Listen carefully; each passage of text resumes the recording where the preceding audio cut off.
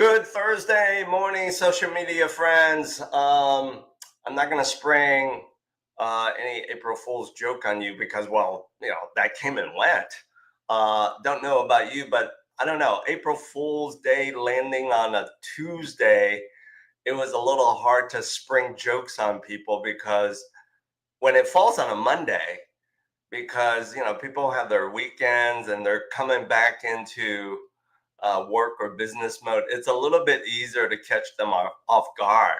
But I don't know, this year when it fell on a Tuesday, it was kind of hard to trip a few people up. So for those of you watching today's episode, certainly drop in your comment and post if you did a very interesting April Fool's joke on someone.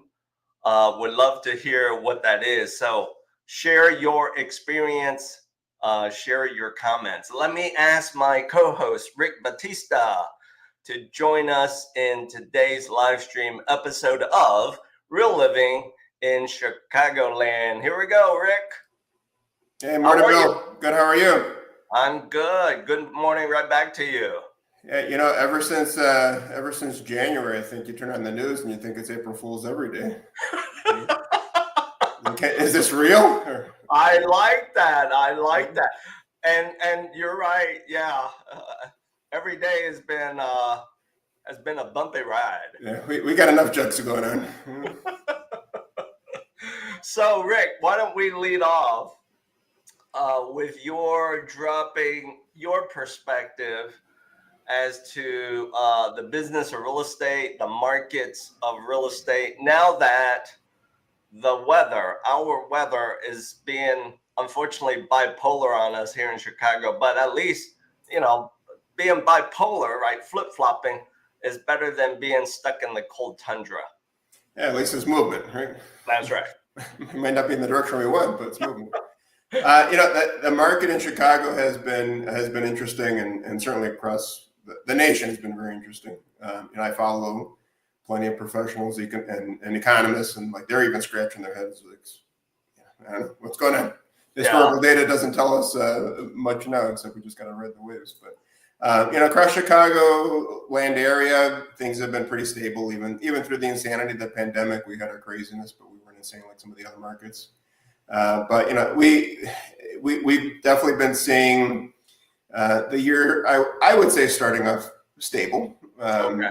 January, I would say this is probably the third or fourth January that I've seen where the spring market starts early in both sales and rentals. A lot of, with rental market prices going up and people outbidding each other in the rental market too. There's a lot of folks who are trying to jump on that boat early and get historically April 1, May 1, June 1 are big times to move. That's align with the sales market as well, because people's leases are up and they want to buy a house rather than get into another lease. But they're jumping early and trying to get in like March 1st and stuff. So January was really strong in both sales and rentals in my experience. But overall, we definitely saw a dip in closed sales and properties for sale, which kind of feeds into the increase in prices still, because since inventory is low, it's kind of a feeding frenzy. So we're experiencing for certain properties, certain price ranges, there's still, that overbidding in a sense. But when you look at like list prices, those have been down too. But a lot of listing agents, myself included, if the situation calls for it. But a lot of listing agents I'm seeing are using that as their go-to strategy. Is they're under listing a property. Okay.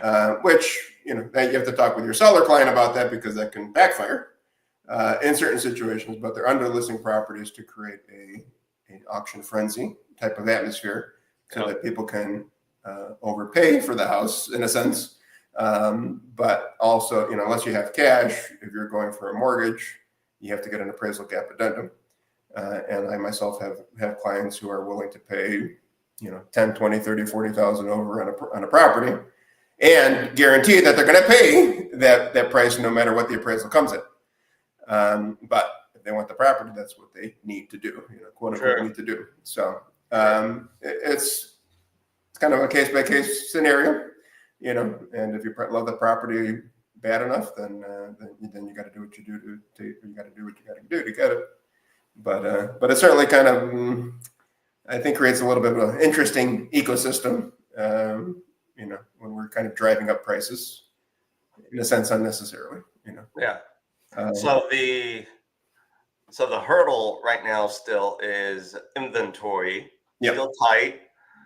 You mentioned that at various price points, things move faster, and of course, multiple offers. So let me take a guess.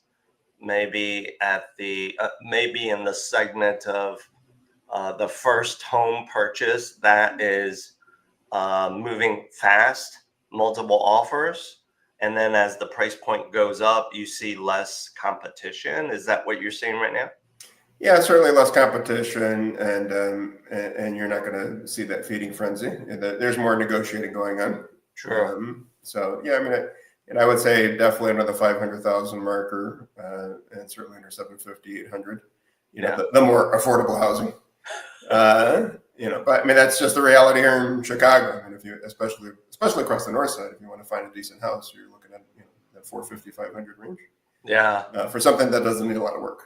True. And right on. Inventory and housing affordability are still the two biggest factors that are impacting housing. All right. I agree with you. I think in Greater Chicagoland, what I see is anything that's probably under that 500,000 mark, it goes fast. Yeah. If it's prime ready to be sold, it goes fast. Yep. And the way I look at that is because that typically is going to be your first home purchase by, the first time buyer segment, right? Yeah. Or I've seen this, it is not your first home purchase. It is a baby boomer downsizing. Yeah. And guess what? You already know that they baby got the cash. boomer, right? They've got cash, or they got equity that they can turn into cash. Yeah.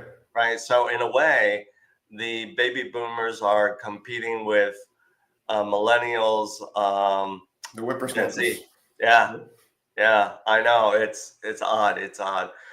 Now, having said that, I see at the very high end, dollar wise, right, and that's all relative, that there's actually, surprising to me, a lot of activity. Of course, less competition because it's a smaller pool of buyers, but surprising to me, there's a lot of cash out there on the street. Yeah. You agree? Yeah, it is surprising, and everybody's got their own path in life, and how it could be coming from a generation above. Bingo. Bingo. In a lot of cases. But. Bingo. And what I'm glad you opened the door to that. Yeah. What I've uncovered is in that segment, this upper echelon segment, while you as a broker, either receiving an offer, presenting an offer, whichever side of the table you're on, cash isn't always cash immediately. Yeah. Yeah. It's cash coming from the bank of mom and dad, uncle and aunt, or they're liquidating something. That's what I've come to realize. Yeah. Yeah. I've seen the same thing. Yeah. So with that, I know recently you worked through a life event, and you and I both know life events tend to drive the thought of real estate. And what are these life events? Well, let me share with you what they are, audience members. Maybe it's that of you starting a new job, making more money. Usually that's the reason. Or maybe if it's not making more money, you're starting a new job because there are other valuable things that will benefit you, such as being closer to somewhere, family, otherwise. The next could be, of course, people getting married, right? It seemed like to me post-COVID, a lot of weddings. And so, Rick, last year, almost every other week, we were going to a wedding, cousins, friends of friends. This year has slowed down a little bit, but it's still surprisingly on the move. and of course, people starting a family, right? People starting a family. The last life event I want to touch upon is, adding to the family with the furry ones. So, Rick, I know you considered, right? You took the move to bring home a furry family member. What are some of your lessons learned that you can share with our social audience today? Be prepared to take on a newborn. Spot on. A lot of waking up in the middle of the night, and it's definitely a time commitment, and an emotional commitment. It is, as far as getting it, if you want to get it properly trained, and and financial commitment, obviously, too. Yeah, that too. Getting it trained and getting it to kind of fit into your lifestyle, which. Whether it's puppies or babies, you're kind of fitting into their lifestyle. For a while, but it's a commitment without a doubt. And you need the space. And the space. There you go, right there. Love that segue. And the space, and so that's why I added this fourth life event to the life events that kind of drive the move, buy, sell of real estate. Because you and I both know this, Rick. Most landlords aren't always pet friendly. They don't always want tenants with pets. Yeah. With good reason too. I mean, bingo. Everybody has their reasons, but you don't have to understand it. But it is their property; it's their investment. They have a right to allow pets or not.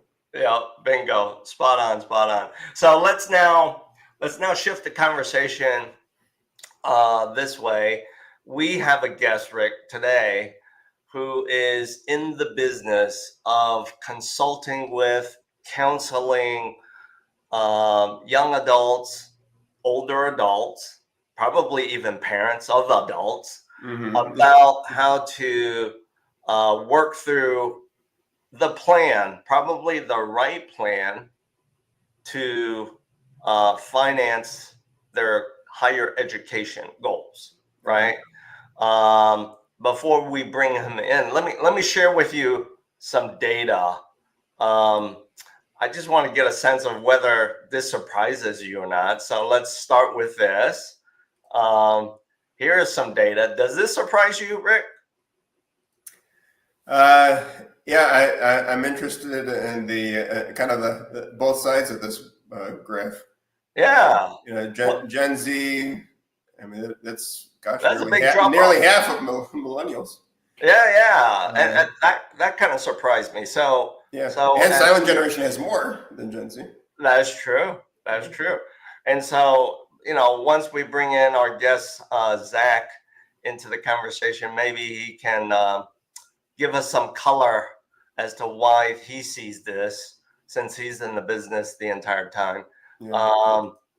So with all of that said, let's now bring in our guest Zachery Gries into the conversation. Before we do, let's get his work friends, his work family, to give him a nice round room of applauses. Here we go, Zach. We're warming you up, buddy.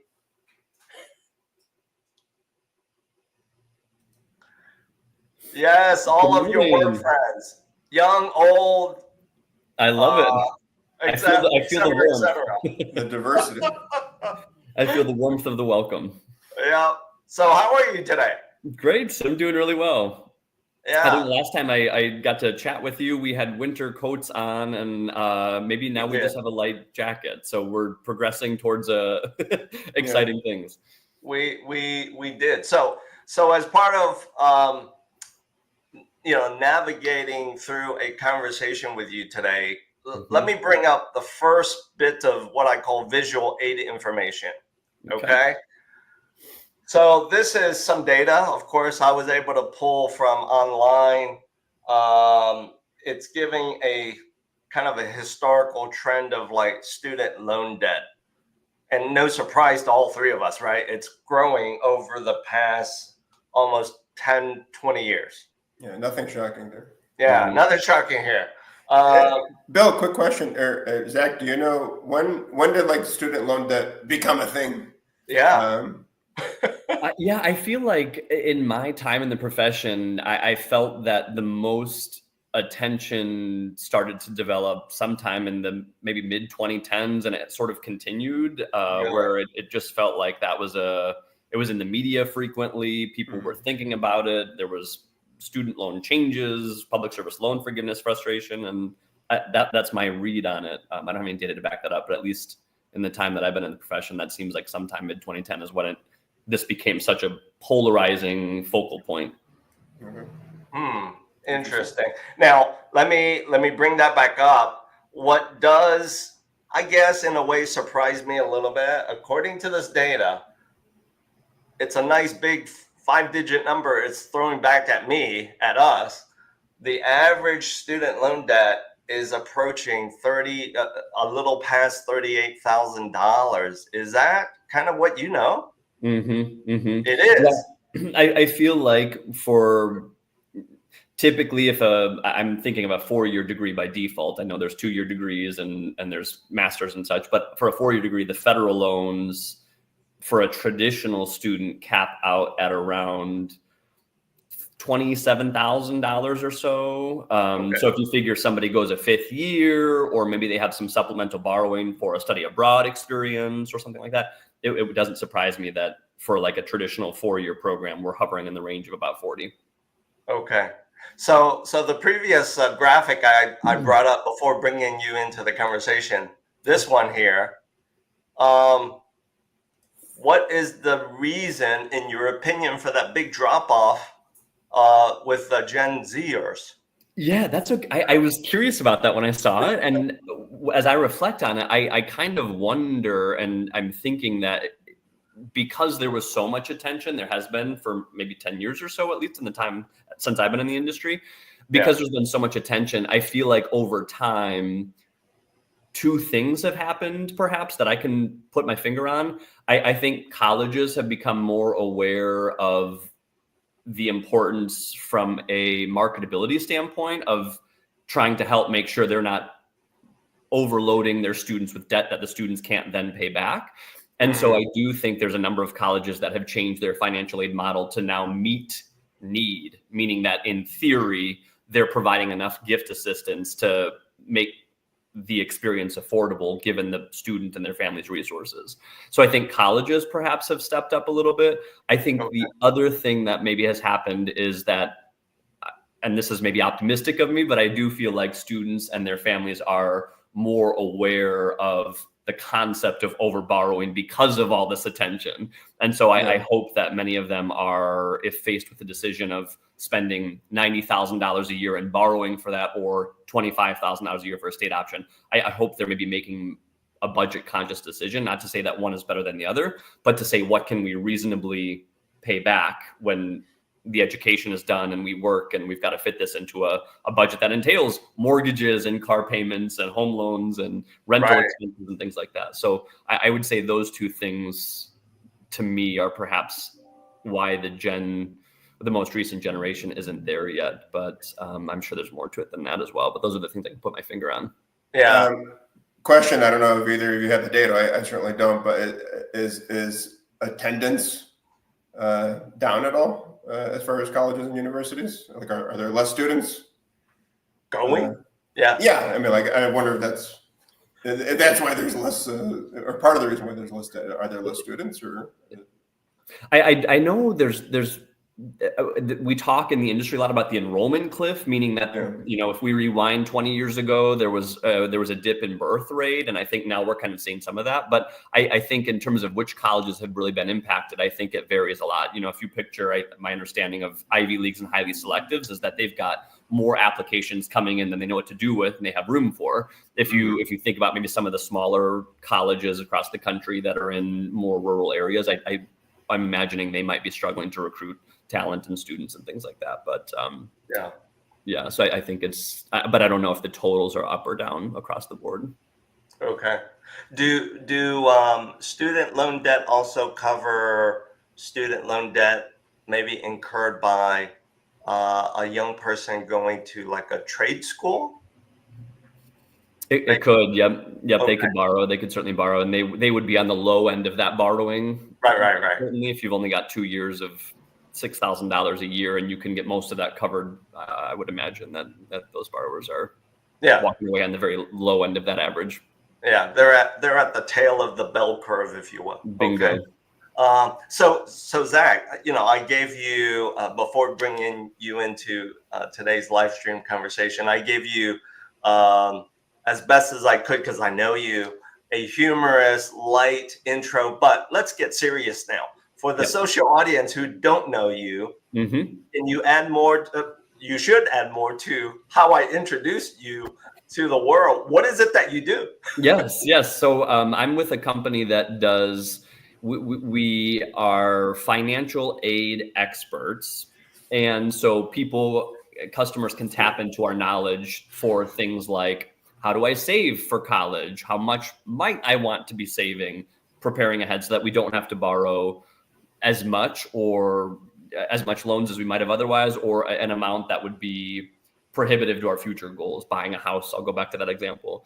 And so we help planning, we help navigating the current situation for students that are just about to enroll. How do you optimize your financial aid applications and maximize your chances for scholarships, which would, in theory, allow you to walk away with less expense and for the cost of the education. And then we also help on the back end when students may say, hey, I've already done all that, but now I have a problem in front of me. Maybe I've overborrowed, or maybe I'm pursuing student loan repayment strategies.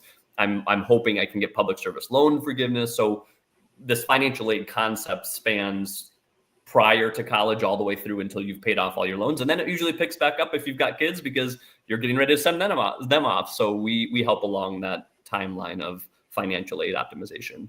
Wow. So you really cover the entire journey from start, finish, and maybe the recycle.